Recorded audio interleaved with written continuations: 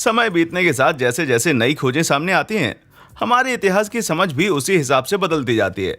कभी कभी तो मनगढ़ंत माने जाने वाले किस्से भी हमारी उम्मीद से ज्यादा सच साबित होते हैं। तो आइए लगाते हैं इतिहास में गोता और रूबरू होते हैं कुछ ऐसी ही डिस्कवरीज से जिन्होंने हमारे इतिहास की जानकारी को पलट के रख दिया।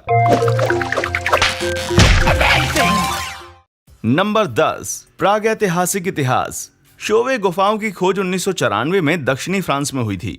गुफा की दीवारों पर सैकड़ों प्राचीन चित्र बने थे जिनमें शेर, गैंडा और यहाँ तक कि वुली मैमथ जैसे जानवरों को दर्शाया गया था। पर उनमें से एक ड्राइंग बेहद खास थी। उस ड्राइंग में रोशनी भरे धमाकों से घिरे एक हिरण को दिखाया गया था और गहराई से अध्ययन करने पर पता चला कि वो रोशनी किसी पुरानी पेंटिंग का हिस्सा थी। नीचे वाली पेंटिंग तो और भी ज्यादा पावरफुल थी क्योंकि उसमें एक ज्वालामुखी विस्फोट दिखाया गया था। हिरण वाली पेंटिंग के नीचे दबने से पहले इस चित्र को कई पीढ़ियों ने देखा होगा और साथ ही इस तबाही के लिए जिम्मेदार माने जाने वाले देवी देवताओं का बखान भी पढ़ा होगा। खैर, साल 2016 में आकर पता चला कि ये प्रागैतिहासिक किस्सा काल्पनिक नहीं बल्कि सच था। कार्बन डेटिंग से पता चला कि ये चित्र करीब 35,000 साल पुराना है और जियोलॉजिस्ट की माने तो लगभग उसी समय के आसपास शोवे गुफाओं से महज 20 मील उत्तर पश्चिम में एक सक्रिय ज्वालामुखी स्थित था। पेंटिंग बनाए जाने के समय इस ज्वालामुखी में लावा का एक भयंकर विस्फोट हुआ था। ये सिर्फ संयोग तो नहीं हो सकता कि जिस वक्त पेंटिंग बनाई गई हो उसी वक्त ज्वालामुखी फट गया हो। यानी पेंटिंग में घटना का वर्णन जानबूझ के किया गया था ताकि आने वाली पीढ़ियों को इसके बारे में पता चल सके। इस हिसाब से ये चित्र मनुष्य द्वारा बनाई गई सबसे प्राचीन कलाकृति होने के साथ साथ किसी घटना का पहला ऐतिहासिक वर्णन भी है। नंबर 9, देवी के बाल। हवाईयन कल्चर में मान्यता है कि ज्वालामुखी पेले नाम की देवी के नियंत्रण में काम करते हैं। पेले को ज्वालामुखी के साथ साथ आग, बिजली, हवा और नृत्य की देवी भी माना जाता है। कहते हैं कि ये देवी केलावी ज्वालामुखी के क्रेटर में रहती है और इसी के चलते उसमें विस्फोट भी होते हैं। आप कहेंगे कि देवी की मौजूदगी का सबूत? स्थानीय लोगों की माने तो ये सबूत आसपास के इलाकों में हर जगह बिखरा मिल जाएगा। देवी के बाल। लेकिन हैरानी की बात है कि जियोलॉजिस्ट की ज्वालामुखी और उसमें मौजूद मैग्मा की जानकारी के हिसाब से देखा जाए तो ये दावा उतना झूठ भी नहीं है जितना कि आप समझ रहे हैं। ये सत्य है कि किसी विस्फोट के बाद आपको पत्थरों या पेड़ों पर पेले के बाल मिल जाएंगे। अजीब से दिखने वाली ये चीज असल में लावा ग्लास के महीन जमे हुए रेशे हैं। विस्फोट के दौरान जब लावा हवा में ऊपर उछलता है तो उसके कुछ रेशे इस तरह से जम जाते हैं। जरा देखिए इस चीज को। साइंस की जानकारी ना रखने वालों को तो ये किसी औरत के बाल जैसा ही लगेगा। अब आप ही बताइए, पुराने जमाने के लोगों ने इसे किसी देवी का बाल मान लिया तो क्या गलत किया भाई। नंबर 8, सुनामी में छिपे राज। महाबलीपुरम दक्षिण भारत का एक प्राचीन ऐतिहासिक शहर है।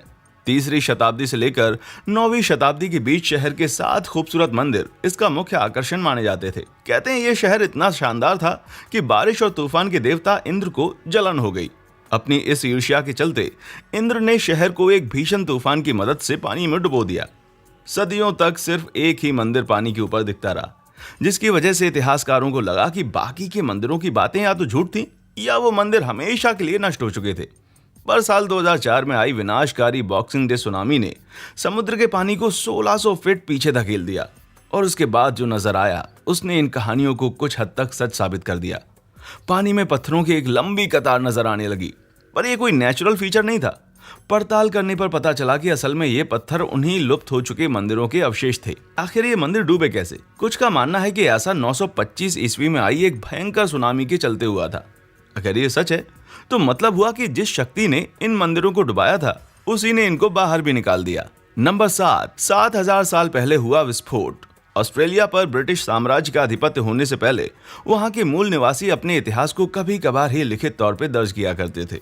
बीते समय की बातों को वे मौखिक रूप से किस्से कहानियों के जरिए संजोया करते थे। आपको लग रहा होगा कि इस तरह तो उनका ज्यादातर इतिहास लुप्त हो गया होगा या बदल गया होगा, पर आप गलत हैं। गुगु बाधुन कबीले में 7000 सालों से चला आ रहा एक किस्सा एक ऐसे भयंकर विस्फोट के बारे में बताता है जिससे धरती कांप उठी थी और पूरा ऑस्ट्रेलिया जल उठा था। इसी तरह एक दूसरा किस्सा बताता है कि एक जादूगरनी ने जमीन में ऐसा गड्ढा बनाया जिसमें से निकलने वाली धुंध ने जमीन को अपनी चादर में ढक लिया और उस धुंध में जाने वाले कभी लौटकर नहीं आए। ये किस्से तो ज्वालामुखी की तरफ इशारा करते हैं। वो धुंध ज्वालामुखी द्वारा हवा में उछाली गई धूल और राख थी। वो जादूगरनी का गड्ढा उस ज्वालामुखी का कैलडेरा रहा होगा। इसी तरह उस भयानक विस्फोट की बातें किसी ज्वालामुखी उद्गार की तरफ इशारा करती हैं। पर ऑस्ट्रेलिया में तो ज्वालामुखी पाए नहीं जाते। फिर ये बातें सच कैसे हो सकती हैं? आपको बता दें कि हाल ही में हुए रिसर्च में सामने आया कि बीते समय में ऑस्ट्रेलिया में बहुत से ज्वालामुखी सक्रिय थे। किनारारा क्रेटर नाम के स्थल से प्राप्त लावा सैंपल के विश्लेषण से पता चला कि करीब 7000 साल पहले वाकई में एक भयंकर ज्वालामुखी विस्फोट हुआ था। यानी मूल निवासियों का वो किस्सा सच निकला। किनारारा विस्फोट के बाद एक बड़ा सा क्रेटर बन गया था और बड़ी मात्रा में राख और लावा भी निकल रहा था। तो ये है कहानी के धुंध और आग का सच। कितने कमाल की बात है ना। 30 पीढ़ी पुराने इन किस्सों में बताई गई ज्यादातर बातें एकदम सच हैं। नंबर 6, डूबा हुआ टापू। सोलोमन आइलैंड में एक किस्सा प्रचलित है जिसमें रोराई मीनू नाम का एक आदमी अपनी बीवी से बदला लेना चाहता था क्योंकि वो उसे छोड़कर पास ही के टियोनिमानू टापू पर रहने वाले एक आदमी के साथ रहने चली गई थी। रोराई मीनू ने श्राप दिया और काली शक्तियों का आह्वान करके उस टापू को समुद्र में डुबाने के लिए कहा। वो दूर से नजारा देखता रहा और बड़ी बड़ी लहरों ने टापू को डुबोकर उस पर रहने वाले सभी लोगों को खत्म कर दिया। पर जियोलॉजिस्ट का मानना है कि इस कहानी की जड़ें कहीं ना कहीं सच से जुड़ी हैं। उनका कहना है कि अभी 400 साल पहले तक टियोनिमानू टापू सच में अस्तित्व में था, जिसके बाद वो समुद्र में डूब गया। जियोलॉजिस्ट पैट्रिक न्यूटन बताते हैं कि पानी के नीचे एक शक्तिशाली भूकंप की वजह से भीषण लैंडस्लाइड हुआ जिसने इस टापू को समुद्र में दफन कर दिया। टियोनिमानू टापू की कथित लोकेशन 3 मील गहरे केप जॉनसन गर्त के एकदम पास ही है। गर्त की तली में ऐसे बहुत से जियोलॉजिकल साक्ष्य मिले हैं जिनसे किसी डूबे हुए टापू का पता चलता है।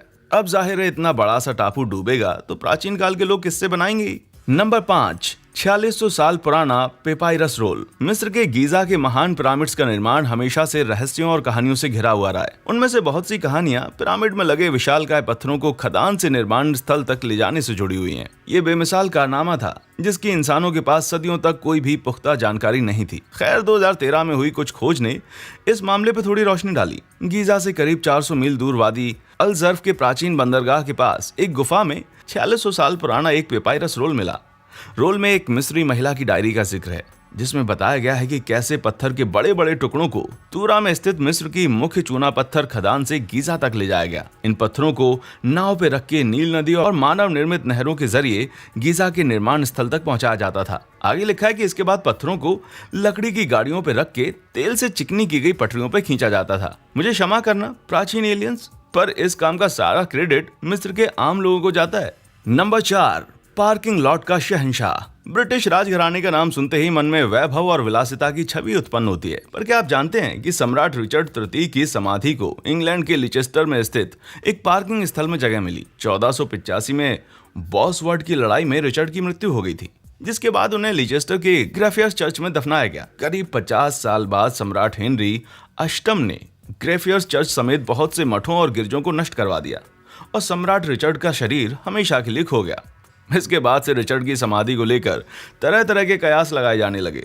सन 2000 में कुछ इतिहासकार इस नतीजे पर पहुंचे कि ग्रेफियर्स चर्च एक पार्किंग लॉट के नीचे दबा हुआ है। खुदाई के लिए पैसे इकट्ठे किए गए और अगस्त 2012 में उन्हें एक युवा पुरुष का कंकाल प्राप्त हुआ जिसके जख्म रिचर्ड को लड़ाई के दौरान लगे जख्मों से हूबहू मेल खा रहे थे। जब कंकाल के एक दांत से लिए गए डीएनए को रिचर्ड के मौजूदा वंशजों के डीएनए से मैच कराया गया तो इतिहासकारों की बात सही निकली और सैकड़ों साल पुराना ये मामला आखिरकार खत्म हुआ। वैसे एक बात तो तय है, सम्राट रिचर्ड ये बात अच्छी तरह से जानते होंगे कि पार्किंग के लिए अच्छा स्पॉट चाहिए तो दूसरों से थोड़ा पहले आना होगा भाई। नंबर 3, अटलांटिस कहाँ गया। 360 ईसा पूर्व में प्राचीन यूनान के महान दार्शनिक प्लेटो ने अटलांटिस टापू का जिक्र किया। उनके मुताबिक दीवारों से घिरे इस शहर के लोग बेहद खुशहाल जीवन जिया करते थे, पर इस शहर को अक्सर भयंकर भूकंप और बाढ़ का सामना करना पड़ता था और अंत में ऐसे ही एक भयंकर भूकंप ने इसे हमेशा के लिए सागर की गोद में सुला दिया। कई इतिहासकार मानते हैं कि अटलांटिस की बातें पूरी तरह से काल्पनिक हैं। वहीं कुछ का मानना है कि यह कहानी मिनोअन सभ्यता जैसी वास्तविक सभ्यताओं के उदय और पतन की तरफ इशारा करती है। पर अटलांटिस और मिनोअन सभ्यता की आपस में समानता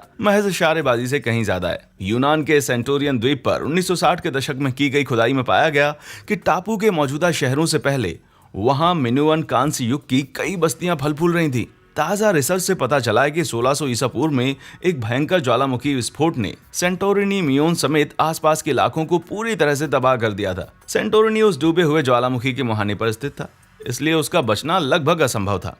इतने विशाल उद्गार ने जरूर जमीन के बहुत से टुकड़ों को पानी में डुबोया होगा, लेकिन डूबने से पहले ये टापू प्लेटो की दीवारों से घिरे शहर से काफी मिलता जुलता था।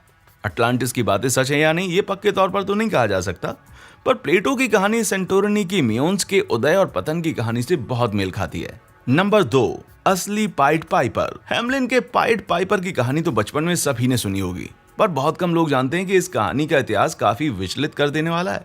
वर्तमान कहानी के मुताबिक पाइड पाइपर ने अपने जादुई संगीत यंत्र को बजाकर शहर के सारे चूहों को शहर से बाहर ले गया। शहर के लोगों ने जब उसे इस काम के पैसे देने से मना कर दिया तो वो उसी जादुई यंत्र को बजाकर शहर के सभी बच्चों को अपने पीछे ले जाने लगा। आपको जानकर हैरानी होगी कि ये कहानी सच्ची घटनाओं पर आधारित है। हालांकि इस बात को लेकर काफी विवाद है कि वो पाइपर असल में कौन था या क्या करता था। हेमलिन में स्टैंड कांच की एक खिड़की मिली थी जिसके नीचे लिखा हुआ था सन 1284 में एक पाइपर आया था और 130 बच्चों को अपने पीछे लेकर चला गया। चूहों को प्लेग का जिम्मेदार माना जाता था।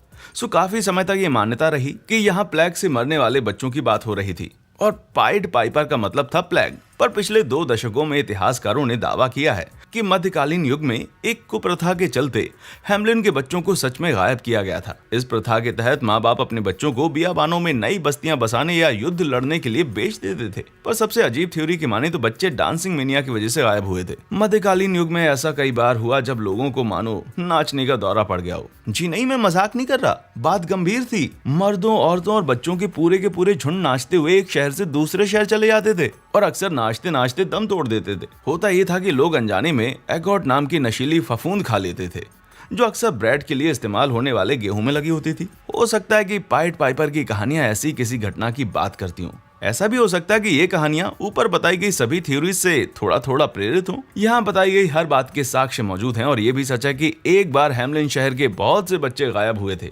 वजह जो भी हो, ये घटना वाकई बड़ी अजीब है भाई।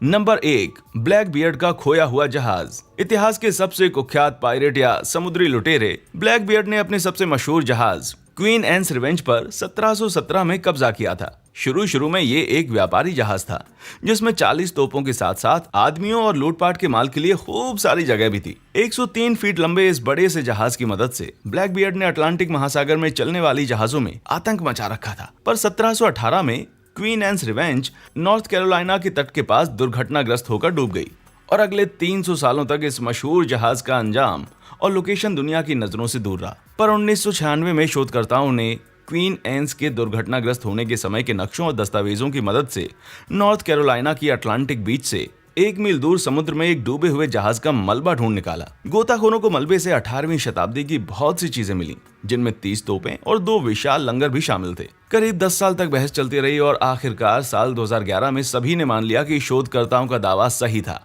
जहाज में इतनी सारी बेशकीमती चीजें मिली कि नॉर्थ कैरोलिना राज्य के अधिकारियों ने कंफर्म करने में जरा भी देर नहीं लगाई कि यह वाकई में ब्लैक बियर्ड के मशहूर जहाज क्वीन एन्स रिवेंज का ही मलबा था। क्या इन किस्सों के पीछे की सच्ची घटनाओं के बारे में जानकर आपको हैरानी हुई? नीचे कमेंट करके बताइए कि आपका क्या कहना है। हमारा चैनल देखने के लिए आपका शुक्रिया।